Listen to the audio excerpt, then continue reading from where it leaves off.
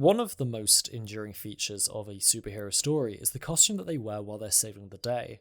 Just like any outfit that anyone wears, how they choose to present themselves to the world says a lot about their character, both consciously and subconsciously. Although most superheroes are designed with a particular theme in mind that matches their powers or name, really well-designed superheroes have much more going on with their outfits than you might think. Batman's outfit traditionally features dark colours that are not only a practical decision, but also speak to his character of being withdrawn, dark, and at times morally grey.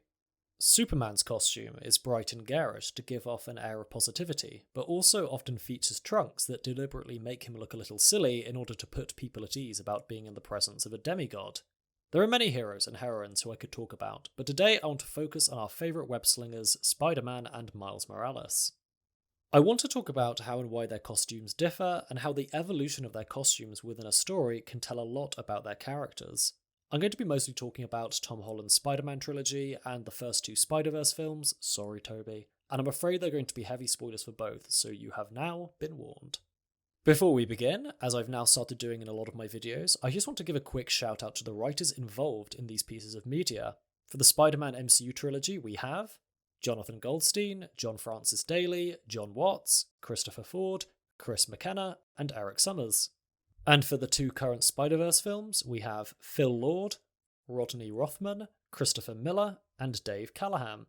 With that housekeeping out of the way, I'm John from the Author's Anvil, and this is a little essay about how costumes can reveal character. Enjoy! I'm not going to give the usual overview of this character like I do in my other videos, because Spider-Man is such a universally recognised and understood character already. However, instead I'm going to start off with a fundamental question. Why is Spider-Man almost always dressed in red and blue? I was surprised to discover when doing research for this video that there are actually quite a few spiders that are coloured red and blue, but I bet you've never heard of any of them, and I bet Stan Lee and Steve Ditko had never heard of them either. I'd bet instead that when you usually think of a spider, you think of something that is black or brown, something that is at best ugly and at worst fearsome. So why is Spider-Man dressed in red and blue? Well, let's look at the in-universe answers before moving on to the metaverse decision behind it. As you probably know from his origin story, Spider-Man has a brief stint as a wrestler in order to earn some quick cash, and wrestlers often choose garish or extreme outfits to wear in the ring. Peter was then probably just following the dress code and decided to choose the colours of the American flag because, patriotism?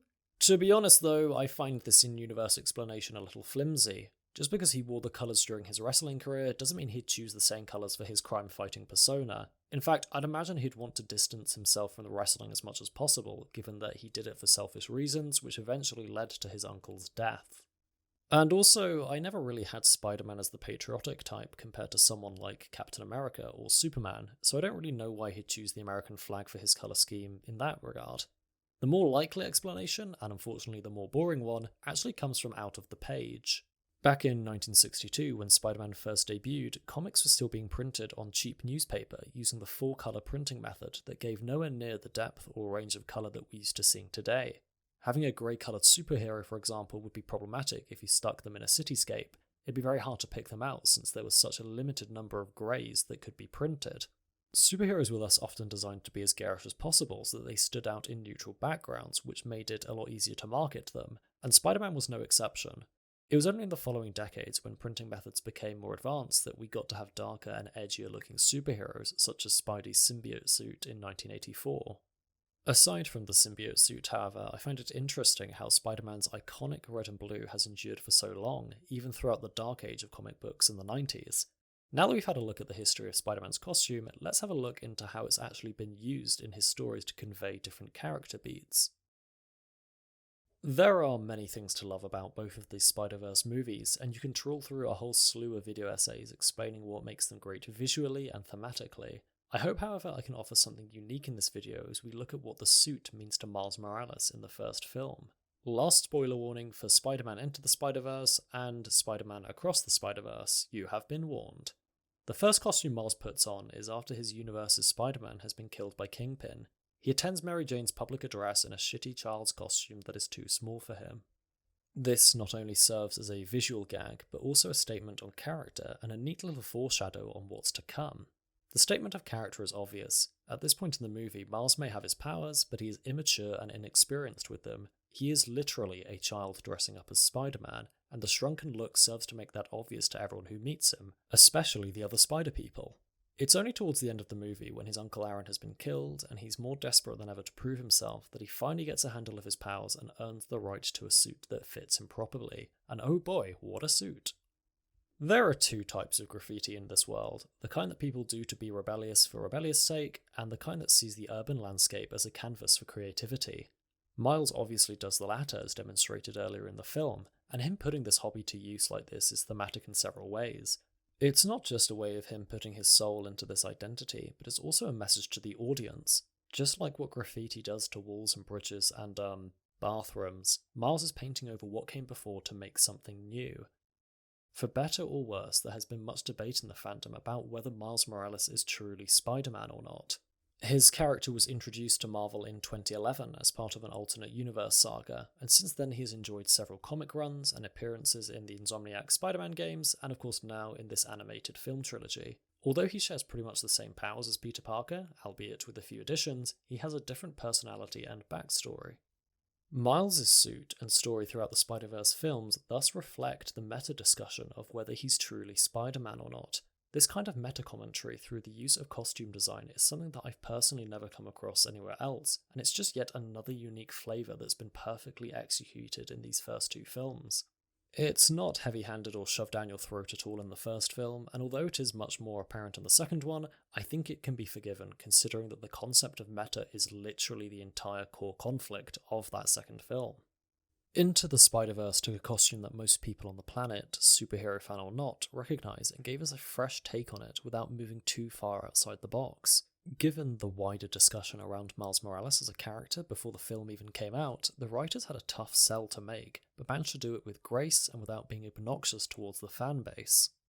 I think the lesson here is that if you're going to take a popular character's look and change it, don't just do it for shock value or cool factor. Find a way to make the change thematically relevant without dunking on toxic fans, and not only will you craft a better story, but you'll also have a better time with PR too. I'm now going to go through a quick journey of the suits Tom Holland's Spider-Man uses in his first three mainline films. Sorry, Iron Spider, but the only thing I have to say about you is that you enabled the plot to happen in Infinity War. We start in Spider-Man Homecoming with a quick reminder about how he entered the MCU story. Through the contrast in the production value of his costumes, we are reminded of his humble origins and are immediately shown how much having Tony Stark as a patron must mean to him. His amazed reaction to receiving such an incredible costume not only instantly endears him to the audience, but also foreshadows a little of what's to come. Will he be ready for such responsibility when he has such great power at his fingertips? Oh come on, I had to reference that once in this video, give me a break. Throughout the film, we discover alongside Peter what his costume can do, and although the mishaps of the technology are played for laughs, it is also telling us that something surely is going to go wrong.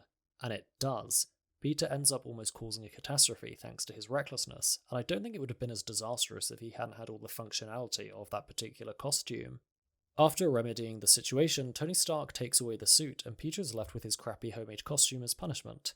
Peter was too eager to become an Avenger, too eager to look cool and have powerful gadgets, and thus accidentally misused the power given to him. It is only when he proves himself capable of defeating Vulture without Stark's fancy suit that he ironically becomes worthy of wearing it again. The last shot of the film is him finally wearing his new costume with confidence, now understanding the power it carries, but also that he doesn't need it to still be a hero. Moving on to Far From Home, we have the introduction of two new costumes that each have their own little nuggets of good writing attached to them. The Night Monkey suit that Peter receives while in Prague is designed for covert operations and for literally deceiving people into thinking there is only Shadow where Spider-Man really is. Given the film's villain is Mysterio, a guy whose entire shindig is deception and covert operations, I think this was a really nice little touch. The Night Monkey suit would have looked cool in a film with any of his villains, but it's thematically more relevant to have it in Mysterio's movie than, let's say, Rhino's or Doc Ock's. But of course, we have to talk about the iconic scene where Peter creates his own suit. At this point in the film, he's been beaten by Mysterio and was on the verge of giving up. He feels as though he can never live up to the legacy that Tony Stark left him. Happy gives him a nice pep talk and reminds him that he's his own man, and that Tony also had doubts during his time as an Avenger. And then again, we have a scene centered around a new costume that perfectly captures Peter's character arc. He is embodying the man he always looked up to by creating something new and unique for himself. Him creating his own costume is another milestone in his wider arc of becoming a self-sufficient and responsible adult. And say what you will about Jon Favreau now, but in this film I think he nailed the nostalgic pride in Happy's expression. We see a man who gets to see a glimpse of his best friend again, and also witnesses a boy he's nurtured becoming something better than he was before. Far From Home has its faults, but in this scene, the scene centered around Spider-Man's costume, the writers absolutely nailed it. The last film in Tom Holland's trilogy, No Way Home, shows us a final transformation that I think plays a meta-commentary around his particular brand of Spider-Man. The first two films came under some criticism from fans who felt as though the character was being too mollycoddled by Iron Man. He doesn't usually have a high-tech suit, nor a direct line to big heroes such as Iron Man or Doctor Strange to help him out. A core aspect of Spider-Man in nearly every other piece of media he's depicted in is that he is a lone hero in a big city. This often provides a ripe set of stories where we see him struggle with money and attending school and balancing his relationships. Holland's Spider-Man trilogy, however, went a very different direction, where his conflicts were no longer about money struggles or making sure he can attend classes. They were about whether he could prove himself to a father figure, and whether he could learn what it truly means to be responsible with his gifts. By the time we're in No Way Home, it is hard to imagine we would ever see the traditional depiction of Spider-Man, but John Watts, the director, pulls the rug out from under us. At the end of the film, Peter is well and truly alone. More alone than Tobey Maguire or Andrew Garfield's Spider-Man ever were. His Aunt May is dead, his friends and loved ones don't even know he exists, and his father figure is long, long gone. Thanks to Doctor Strange's spell, he's now having to live by himself in an apartment as a nameless youth. But then we quickly cut to a new shot. He's again making himself a new suit, but this time it's through using a simple sewing machine. No high-tech gadgets, no nanotech, no billion-dollar investments, just the simple red and blue that we all know and love. We see him swing through the cold winter night of New York City on his way to stop another crime. The traditional Spider-Man who the fans have craved for is finally here, and it is beautiful to watch. Surprise, surprise, that this culmination of his character arc comes at another scene that's centered around the nature of what a costume represents. Identity, both secret and not so secret, has always been a core theme in any superhero story for both heroes and villains. How a hero presents themselves to the world and how the world perceives them in turn should have huge consequences for any character. The journeys of the MCU Spider-Man and Miles Morales embody these themes in perhaps the best way that I've seen so far in superhero media, and I hope this continues in any subsequent films they feature in. Using costume to express theme is a really nice cue that strikes a balance between being subtle but clear once you're aware of it. I could go on for days and days about the thousands of visual elements that go into both of these franchises, especially the Spider-Verse films, but I think I would need to do separate videos in order to do them properly justice. For now, I'd be curious to know which comic book stories or films or TV shows you think uses costume to convey character arcs for superheroes. Let me know in the comments section below. For now, I hope you enjoyed this video, hope it made you appreciate these two depictions of Spider-Man a little more, and I hope you have a wonderful day. Subscribe for more thoughts and ramblings I have around writing and storytelling. See you in the next video.